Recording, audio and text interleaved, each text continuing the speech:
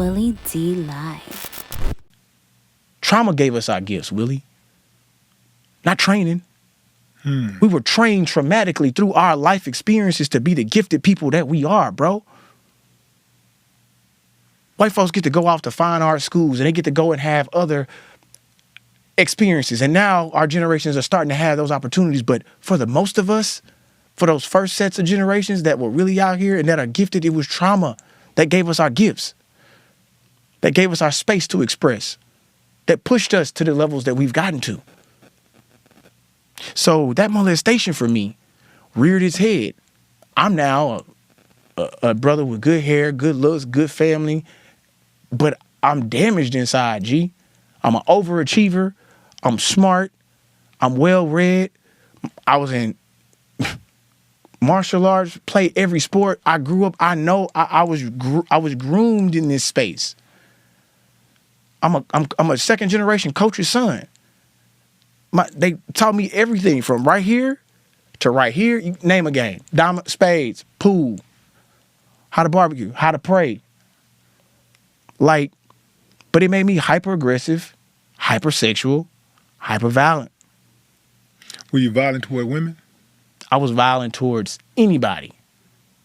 Anybody that expressed to me a level of violence, you're going to get met with that back. And remind me that we need to come back to that part because that's a whole separate dialogue. But get into this trauma that helped shape me, I started to understand now why I made certain decisions, why certain people got a different reaction out of me or a different experience with me. Hey, you can't yell at me. Because to me, you gonna yell at me like this girl yelled at me, then turn around and tell me you love me, then turn around and do some shit to me weird. Yeah. Like, 8.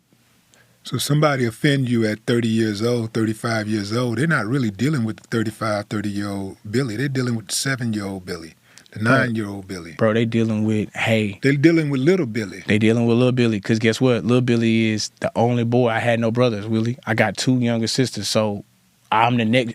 I'm 3 generations of men looking at me like, nigga, it's on you. So they ain't play that. I boxed. I did karate. I competed in tournaments. Oh yeah, you want to talk shit? All right, they gonna punch you in your mouth. That's just what it is. I ain't finna argue with you. Like, you gonna whoop my ass, I'm gonna whoop your ass, and that's it. But it ain't finna be. And if you live like that, and I lived in some places, and I went to Sterling High School. I lived in South Park. I was on that side of town, bro, going to school. Thomas, middle school. Right there on Selinsky. Right there between Martindale, bro. Crystal Springs, VA, Foxwood Apartments. Bro, like, I lived the Boys and Girls Club. That was it. I got partners in Dead End. I left there, 9th grade, going to 10th grade, went to Hightower in Missouri City to get in the TV program. And that is what really opened me up. So if you want to talk about an origin story of this dude, like, I went to Windsor Village, bro. Kirby John was my pastor, gave me confirmation. Crazy part is, now this man is in prison. Like, I'm from that time of Houston. My mama, when she left my daddy, moved to Hiram Clark, 4623 Brownstone. So when I wasn't in South Park or Mo City, I'm in the Clark.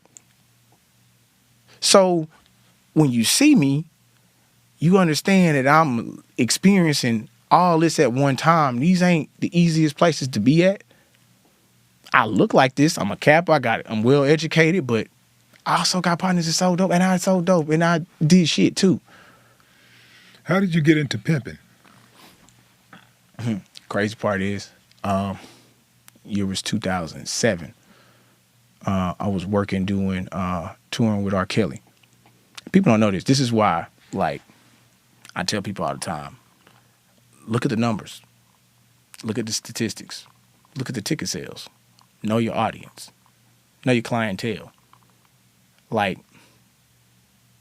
pimping, swinging relationships, orgies, money, dancers, adult entertainment, hotel spinning, rental cars.